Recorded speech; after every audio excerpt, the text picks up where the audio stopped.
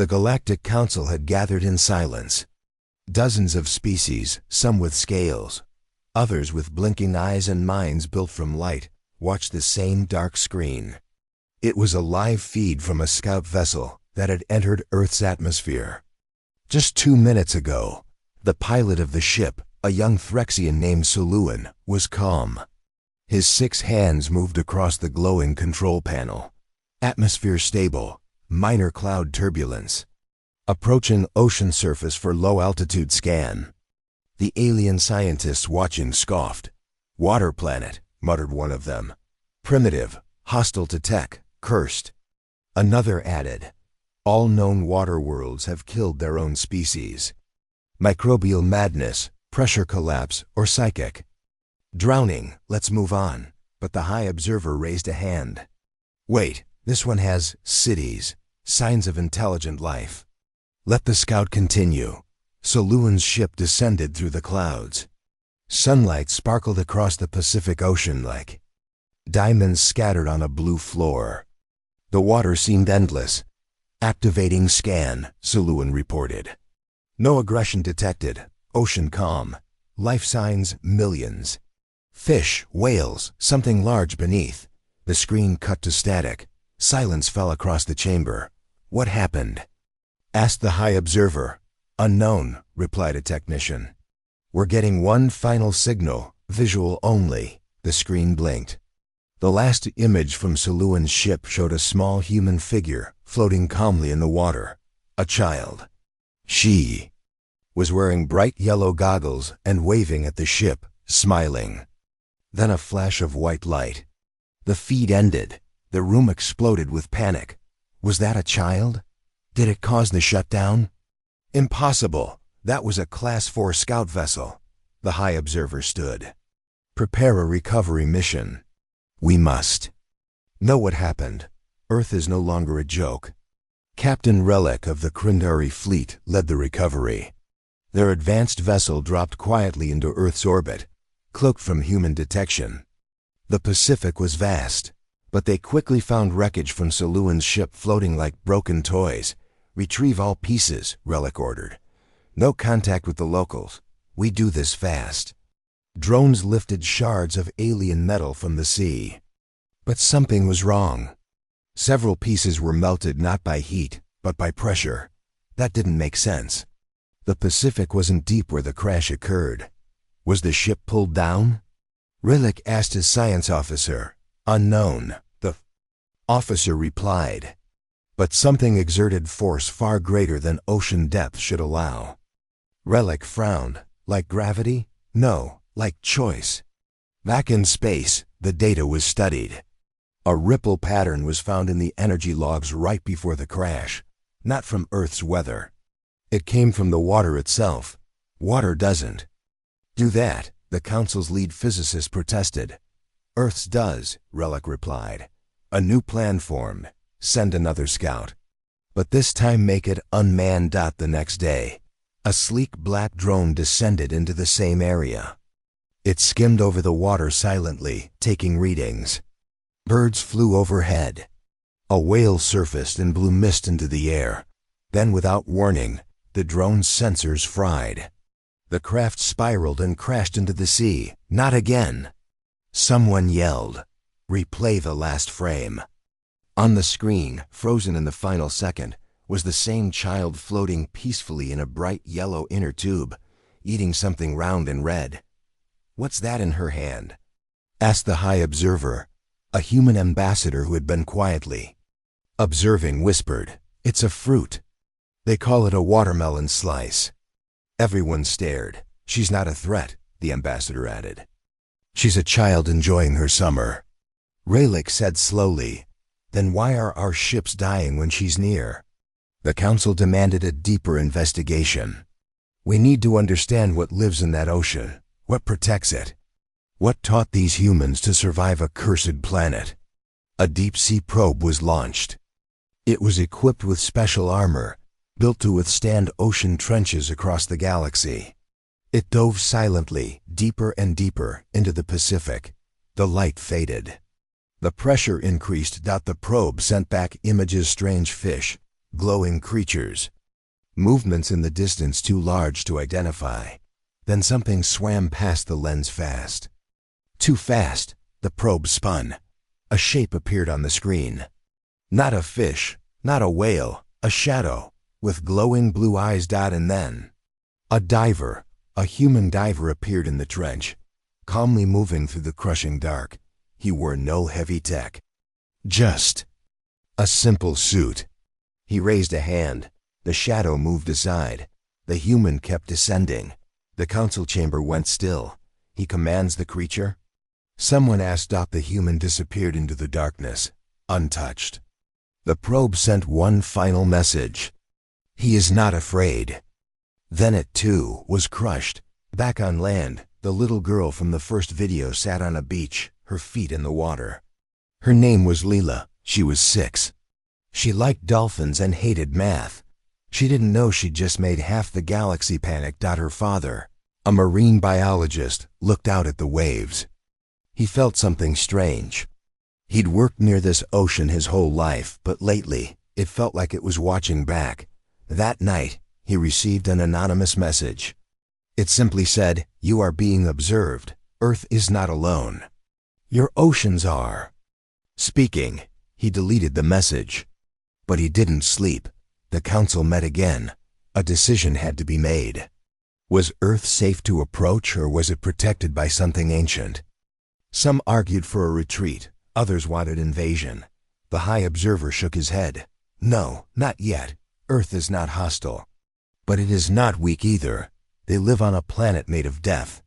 And they smile. Relic leaned forward. Maybe they survived because they never stopped fighting it. They didn't avoid chaos. They became part of it. Another voice added, "We avoid water worlds. They mastered one. We fear storms. They built homes inside them." Silence followed. Then, the youngest council member whispered, "We laughed at Earth. We thought they were doomed. But maybe they're the ones who adapted. And we're the ones who stayed still." Weeks passed. No more ships were sent. The council watched Earth from afar, afraid and fascinated. Then one night, the girl Lila was swimming again. A drone hovered nearby, cloaked, invisible. She looked up suddenly. Directly at it. She smiled and waved. The drone shut down. No signal. No power. Just darkness. Back in orbit, the last thing the council saw was that smile. Simple, human, but somehow powerful. They had faced warlords, black holes, and dying stars. But never a species that made peace with danger. Never a species that looked at death and learned to breathe underwater. Earth's oceans had once been feared by humans too. Floods drowned cities, storms destroyed coasts, but humans never gave up. They built boats, then submarines, then cities on water. They were shaped by chaos. And now, when the galaxy came to watch their failure, they showed them survival. No great weapon. No threat. Just a girl with a smile. And an ocean that never let go. Back in the council chambers, the High Observer ended the session. "No more probes," he said. "No more mockery. What shall we do with Earth?" A voice asked. He turned to the stars. "We learn from them." The alien vessel floated high above Earth's surface, just beyond the edge of the atmosphere. Inside, blue lights blinked, holograms glowed, and alien minds worked silently, watching the blue planet turn. Captain Sorik of the Yeltrax Dominion stood at the center of the command deck. His large black eyes stared at the spinning planet below. 70% water, he muttered. Still hard to believe. His science officer Varn tilted his thin head.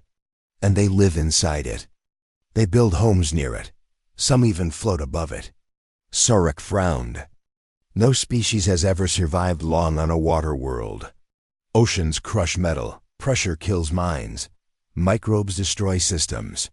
Yet Earth thrives. Varn touched a screen. We've lost 6 probes. All drowned within hours. One of them melted. Our tech fails, but they continue. Sorik turned sharply. Then we must know why. Ready the dive ship. The dive ship, shaped like a black triangle, entered Earth's atmosphere quietly. No alarms were triggered. Humans never noticed it. It hovered above the Pacific Ocean for a moment, scanning. There, Varn said. An ocean city. Floating structures. And underneath ... more buildings. Sorok nodded. Descend. The ship lowered slowly. Massive white structures came into view. Floating cities with solar panels, green parks, and glass domes. Boats moved between them. Humans walked freely on platforms just inches above the ocean. Insane, Sorok whispered. One strong wave and they would all die. But they don't, Varn replied. Look, they control it. Below, a massive wall opened under the floating city. A submarine surfaced. Humans in suits stepped out, carrying strange devices. The ocean looked calm, as if it respected them. The dive ship hovered lower, approaching the underside of the floating city. Lights blinked as alien tech scanned everything. Water density is unstable, Varn warned. Strange electromagnetic fields, sensors are acting up. Continue, Sorok ordered. But within seconds, alarms screamed inside the dive ship. Pressure spike. Shouted Varn. Temperature rising. Hull stress at 40%. What? We're barely underwater. Sorok's eyes widened. Ascend now. The ship pulled up sharply. Water clung to the hull like glue, refusing to let go. That's not normal. Water, Varn said, voice shaking. It's pulling us down. Far below, inside the floating city's control tower, a human engineer named Maya checked her readings. She frowned. Something's disturbing the ocean pattern near Zone 12, she said. Her assistant Jordan leaned over. A whale? No, something mechanical. It's not ours. Maya tapped into the sonar feed. A shape appeared, triangular, dark and smooth. That's not human tech. Then whose is it? Maya narrowed her eyes. I don't know. But it's struggling. Above the ocean, Sorok fought with the controls. Systems failing, Varn shouted. Life support compromised. Hull breach in 90 seconds. Eject. Sorok ordered. Send a distress pulse to the mothership. The pulse was launched, but it fizzled as it touched Earth's atmosphere. Signal blocked. Varn said, By the ocean? Before Sorok could answer, the water below exploded upward, but not in violence. Instead, a massive stream lifted the ship like a hand helping it rise. Gently, the dive ship was placed back into the sky. The ocean calmed. The ship's systems returned. Lights blinked normally again. Sorok stood silently. It spared us? Back on the mothership, the council watched the event through recovered footage. The ocean lifted them? Asked one counselor. No logic in that, said another. Water. Cannot choose, Sorok returned, face pale. It can. Earth's water is different. It's active. It responds. The High Commander shook his head. You're suggesting the ocean has intelligence? No, Sorok said. I'm saying Earth does. Days later, a secret mission was approved. The Yeltrax would send stealth observers into human cities built near water. Not just floating cities, but ones on coasts, rivers, and even under the sea. 12 agents landed on Earth. 3 never returned. 1 drowned while stepping into a shallow lake. Another entered a sea tunnel beneath a coastal human city. The tunnel collapsed only on him. The 3rd was lost inside a glass dome under the Indian Ocean. Cameras showed sea life surrounding him, watching, then swimming into his escape route. Blocking him, the remaining agents sent reports. The cities are not fighting the ocean, one said. They are dancing with it. Maya walked through the lower decks of her ocean city, giving a tour to a group of new interns. The city moves with the tides, she explained. We don't stop the water, we listen to it. Every platform is flexible. The foundations can rise and fall. One intern raised his hand. What if the sea turns violent? Maya smiled. It already has, hundreds of times. But we learned. Instead of building against it, we learned to build with it. Jordan, walking beside her, added, "Even our AI talks to ocean sensors. If the water shifts, the city shifts too." Another intern asked, "Have you ever seen tech drown here?" Maya nodded. "Many times, alien tech especially. It's not built to feel the sea. It's built to fight it." The interns laughed nervously, thinking she was joking, but Maya wasn't. One night, a storm rolled in. Lightning flashed. Waves crashed. The floating city swayed but didn't fall. Its base adjusted, dipping and rising, bending without breaking. Sorek watched from a hidden ship nearby. "They don't even panic," he said. Varn was shaking. "This storm would rip apart one of our colonies." Sorek stared at the human city lights still on, people walking inside their dome. "They were born in chaos," he said. "They made chaos part of their design." The next day, the aliens attempted one final test. They dropped a stealth drone into the city's harbor coated in anti-water shields and sonar blockers. It lasted 12 minutes. The drone's feed showed calm water, then sudden fish movement. Waves rose slightly. A small boy noticed the floating object. He pointed. The water rippled. The drone shook. Then sank. Its last image showed the boy smiling. "Are they controlling the water?" Varn asked, terrified. "No," Sorek said. "They've earned its trust." In a final report to the Galactic Council, Sorek spoke clearly. Human cities do not resist water, they merge with it. They move like it. Their tech survives because it's humble, flexible, alive. Another general shouted, "That's weakness." "No," Sorek said. "That's evolution. That's survival." One scientist added, "If we drop our tech on any water world, it fails. But if we let humans build with us, maybe we can finally tame oceans elsewhere." The chamber fell silent. Then the vote was taken. The council approved a new plan. Let humans lead the aqua colonization initiative.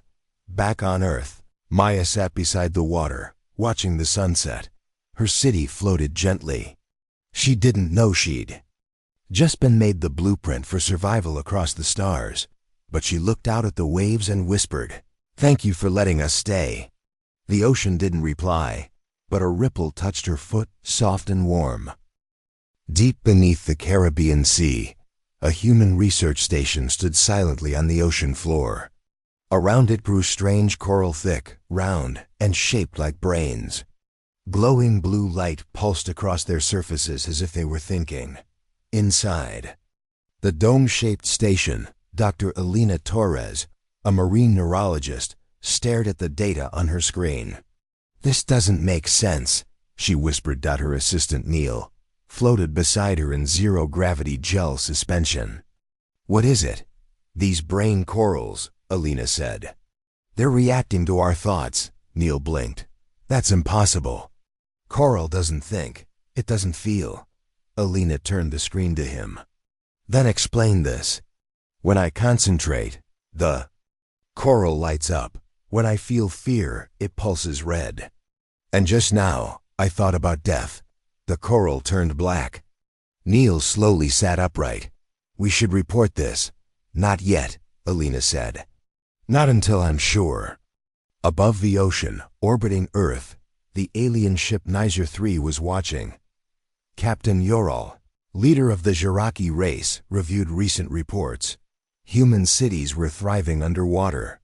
Their minds seemed unaffected by strong electromagnetic waves, kind that usually made alien brains freeze or shut down. "They should be breaking apart," said Commander Zil, his second in command. "Our best warriors went mad after 10 seconds in such fields." "But the humans?" Ural said quietly. "They smile, they build, they think clearly, even inside electromagnetic storms. Why?" One of their deep-sea probes had sent an image before it failed. A coral, not normal, not natural. Round, pulsing, glowing. A brain coral, Ural said. "Send a stealth team to retrieve one." Back at the research dome, Alina prepared a dive. "I'm going outside," she said. Neil looked nervous. "Those corals, they're getting brighter. The lights flicker faster every hour. Are you sure they're safe?" "I don't think they're dangerous," Alina replied, putting on her suit. "I think they're trying to connect." She dropped into the dark water, her body light in the deep sea. The only sounds were her breath and the soft hum of her suit's power system. As she swam closer to the coral field, the water seemed warmer. One coral glowed softly blue with hints of green. Alina reached out slowly. The moment her fingers touched it, her mind exploded with sound. But it wasn't sound. It was thought, not words. Not voices, emotions. Memories. She saw a whale being born. A storm tearing coral from rocks. Dolphin dying in silence. She pulled back, gasping inside her helmet. "Neil," she said shakily. I think I just heard the ocean's memory." On the other side of the dome, something moved. A small alien craft, shaped like a silver claw, settled near the coral bed. 3 Jaraki soldiers stepped out, scanning the area. One of them pointed. "There, the largest one." They moved closer. But as the first soldier touched the coral, his body went still. His helmet lights flickered. He dropped to his knees. "Commander?" whispered the second alien. The soldier screamed, not with sound, but through the suit's neural link. Too much. Too many minds. Too many storms. Too many deaths. Too loud. The second soldier tried to pull him away, but was touched by another coral. He collapsed. The third soldier panicked.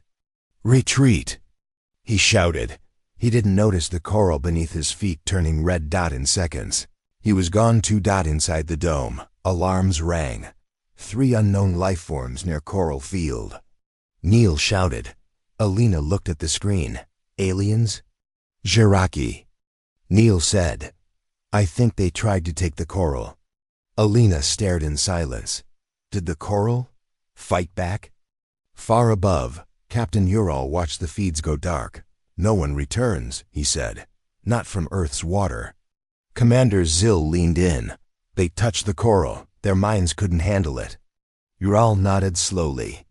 "Then the corals are not simple creatures. They are memory storage. Maybe even living computers." "And the humans?" Zill asked. "That's the question," Ural whispered. "Why doesn't the coral break their minds?" Later that night, Alina sat alone inside a sealed observation pod. She placed a small coral sample in front of her cut. Gently from the edge of the field. It still glowed. She closed her eyes and placed her hand on it. This time, the visions were clearer. She saw humans, long ago screaming in floods, sinking in storms. She saw their minds adapting, generation after generation, becoming stronger, more flexible. She opened her eyes, gasping. "These corals have been here for millions of years," she said. "They recorded everything, every death, every emotion. They've been watching." Neil stepped into the pod. "Watching who?" Alina looked up. "Us." He looked at the coral. "So why doesn't it hurt our minds?" "Because we're part of it now," she said. "We didn't run from the water. We evolved in it. We made peace with its chaos. The coral didn't attack us. It accepted us." The next day, a signal came from the Jaraki ship. It was not a threat. It was a request. They wanted a meeting. Alina stood in front of the video screen, facing Captain Ural's projection. "You've discovered something dangerous, Ural sighed. "Those corals contain more memory than any machine we've built, but we cannot touch them. They drive us insane." "Then don't touch them," Alina replied calmly. "We want to understand why humans can," Ural said. Alina paused, then nodded. "Meet us at the trench. No weapons, just minds." At the ocean trench, humans and Zaraki stood side by side. A large coral sat between them, glowing softly. Ral hesitated. Alina reached out first. Placing both hands on the coral, the light grew. Brighter. She motioned to him. He placed a single finger on the coral and flinched, but didn't scream. His eyes widened. "I see warmth," he said. "Struggle, hope." "It's not just memory," Alina whispered. "It's emotion, human emotion, layered across time, inside this coral. That's why we can survive it. We lived it." Ural slowly stepped back. "We fear chaos," he said. "You grew from it," Alina nodded. "That's the difference." Back in orbit, the Zeraki made a choice. They would not conquer Earth. They would learn, and they would let humans guide them in surviving water worlds. Later, alone in the dome, Alina looked once more at the glowing coral dot. It pulsed gently, like a heartbeat. For the first time, she didn't feel like a visitor in the ocean. She felt like part of it. The deep ocean was a place few dared to explore. Even fewer understood its secrets. Commander Rill of the Krither fleet adjusted his helmet as his small scout drone dove deep into the Mariana Trench. This was the darkest, coldest, and most dangerous place on Earth. For years, aliens believed it held the final proof that Earth was a cursed water world. But something had changed. "Commander, we've reached the trench floor," the drone's pilot Tessa whispered in her headset. "Sensors are picking up massive life signs, bigger than any sea monster we've seen." Rill's eyes narrowed behind his visor. "Show me." The screen lit up with blurry images of enormous shapes, dark, moving shadows in the pitch-black water. "What are those?" "Unclassified," Tessa answered. "They're alive. And they single quotes read ... watching." Suddenly, the drone camera caught a human figure descending slowly in the trench's crushing pressure. A diver with no heavy armor, just a simple suit and a calm, steady movement. Rill's voice trembled. "Is that ... human?" "Yes, Commander." "The diver's alive and unafraid." "Impossible. No human can survive here." The diver moved confidently, reaching out toward one of the shadows. The dark shape suddenly lowered itself, bowing. "Did you see that?" Tessa gasped. "It bowed." To him, Rill shook his head. "This must be a trick." The drone followed the diver deeper, past glowing coral walls and strange creatures that pulsed with light. The diver touched a giant sea creature, nearly the size of their warship. It blinked its enormous eye and then lowered its head, revealing a smooth, shining surface that looked almost like armor. "They respect him," Tessa said softly. Rill's hand clenched into a fist. "Send the recovery team. We must meet this diver." Far above, on the deck of the Krither command ship, Commander Rill stood before his officers. "Humans survive in places that kill others," he said. "They don't just endure, they command." "Commander," said his science officer Lyra, "this goes beyond biology. Their minds seem connected to these creatures." Rill nodded. "Which means they may have allies even in the deadliest ocean trenches." Lyra frowned. "How?" "They communicate, somehow. We need to know how. It may be the key to their survival." On Earth, the diver's name was Kai. He had trained for years to survive in the trenches. Not with technology, but by learning. To understand the ocean's language. Kai moved toward the largest creature, a giant, armored beast with eyes that glowed like stars. It was known by humans as the Trench Guardian. Kai knelt and placed his hand gently on its massive side. The Guardian slowly lowered its huge head and bowed deeply, touching the ocean floor. Kai smiled and whispered, "I come in peace." Suddenly, a shadow flickered near the Guardian. A smaller creature, like a sea serpent, swam close, then circled Kai carefully. Kai raised a hand. "I'm not your enemy." The serpent stopped, then nudged Kai's helmet softly. Back on the Krither ship, Tessa's voice cut through the radio. "Commander, the Guardian has started emitting a strange signal. It's like a low hum resonating through the trench." Lyra looked puzzled. "It's a form of communication." "A song," Rill smiled slightly. "Then we should listen." The Krither scientists activated deep sensors to capture the Guardians. Suddenly, the ship trembled. Water pressure shifted as if the ocean itself was alive. Rill's cum crackled. "Report!" "What's happening?" Lyra's face paled. "The trench is responding." "The creatures here. They are linked. This hum is a command.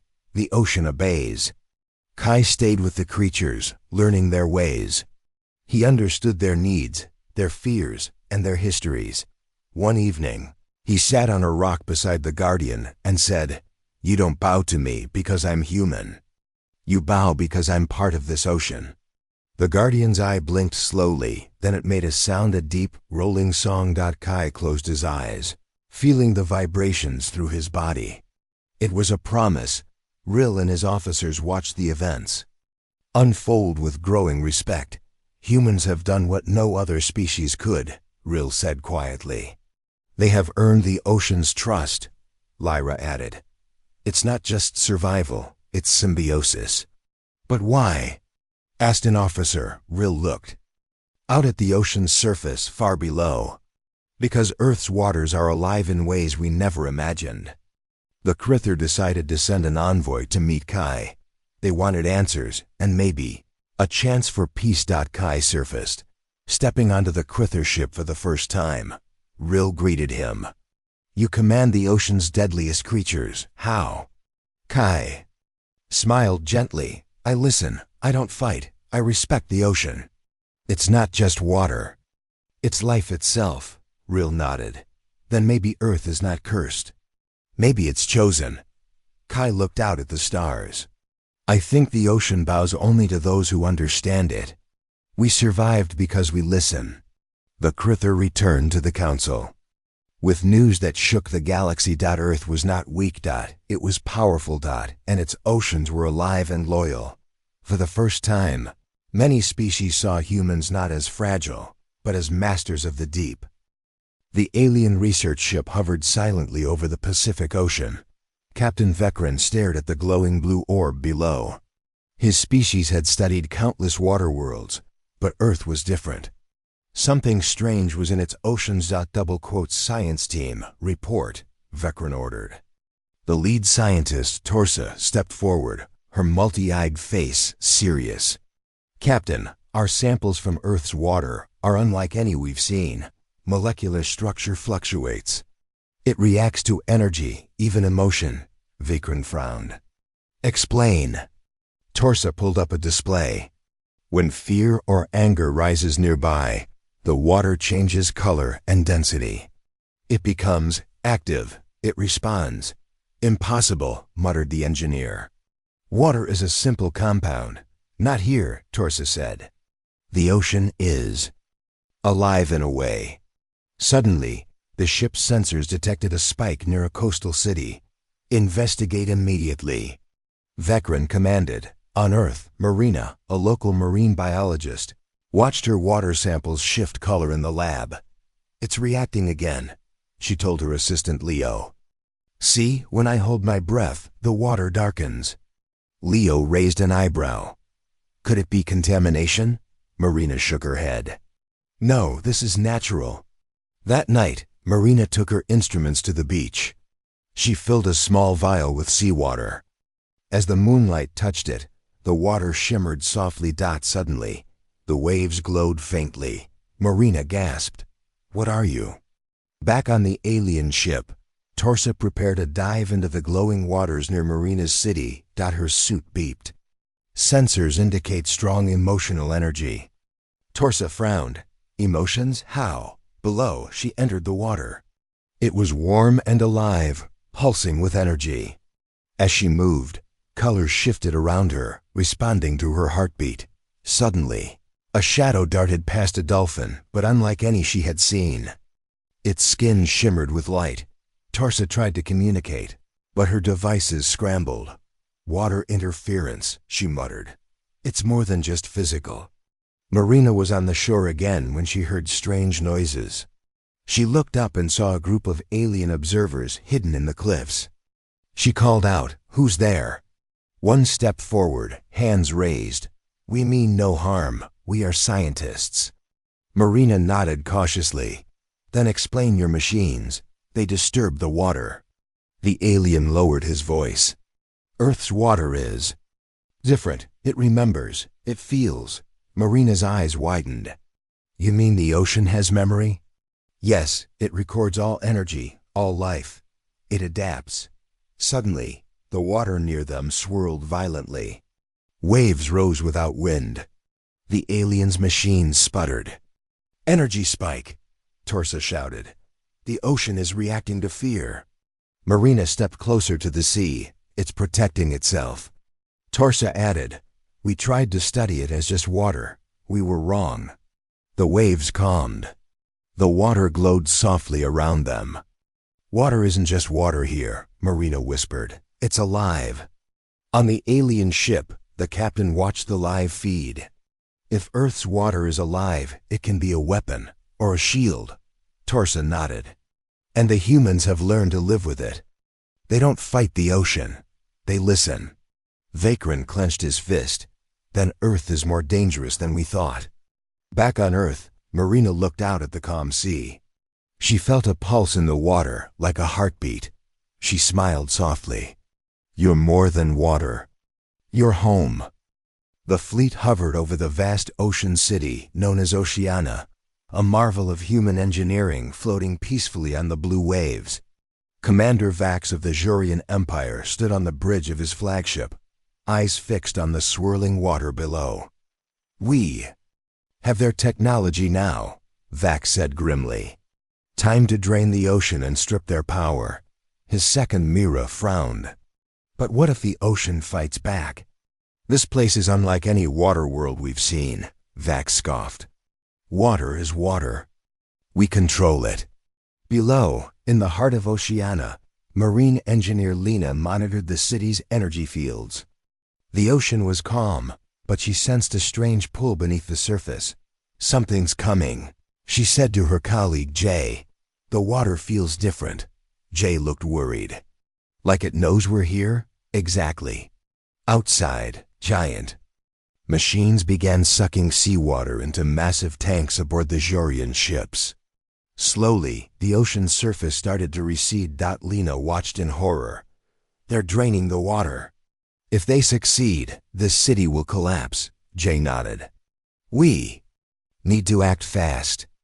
Suddenly, the water around Oceana began to churn violently. Waves rose like mountains. The ocean pulsed with energy. Is it the city's defense system? Jay shouted. Lena shook her head. No, it's the ocean itself. Commander Vax's screen flickered. What is that? Sensors are going haywire. On the surface, glowing tendrils of bioluminescent light erupted from the depths. The water surged against the ships like a living wall. Repel the attack, Vax ordered, but the machines sputtered and failed. The ocean's power overwhelmed them. Lena and Jay stood on the city's edge, watching the battle. The ocean is fighting back, Lena whispered. Jay smiled. We're not just living on this water, we are the water. Back on the flagship, Vax's voice was cold. Withdraw. This ocean does not belong to us. As the fleet retreated, the waves settled. Oceana floated, unharmed, its glowing lights. Reflecting on calm water. Lena looked out at the ocean, breathing deeply. They thought they could take our home. Jay nodded. But the ocean chose to defend us. The city's lights brightened, pulsing in rhythm with the waves. The ocean was alive, and it belonged to humanity. The laboratory was quiet except for the soft hum of machines. Dr. Amina Rasa stared at the glowing DNA sequence on her screen. She had been studying human genetics for years, but this was different. Look at this, Raj, she called to her assistant. There's a pattern here, something we've never seen before. Raj leaned over, eyes wide. A map? Exactly, Amina said. Hidden inside human DNA is a code, a guide to surviving water worlds. Raj shook his head. How is that possible? We're just from Earth. Maybe that's the point, Amina replied. Our ancestors lived through floods, storms, and rising seas. This code helped them adapt. It's survival built into us. Suddenly, the door slid open. Commander Halim entered, his face serious. "What are you two working on?" Amina gestured at the screen. "A genetic map. It explains why humans survive where others fail underwater, under pressure, even in toxic environments." Halim frowned. "Can it help us survive on other water planets?" "We believe so," Raj said. "It's like a master key." Far away, in the Galactic Research Center, alien scientists observed Earth's transmissions. "We intercepted the data," one said. "Humans carry a code no species has. But what does it mean?" Another asked. "It means Earth's survivors hold the secret to living on any water world," said the lead scientist. Back in the lab, Amina ran more tests. The DNA showed sequences that matched ocean life, coral, fish, even deep-sea creatures. "It's symbiosis," she explained. "Humans share part of their genetic code with ocean life. It's how we communicate, how we survive." Raj looked shocked.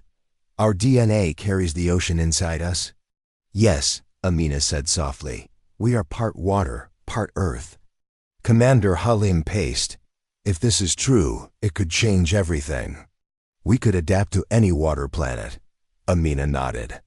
"But there's a risk. If others discover this, they might try to steal our code."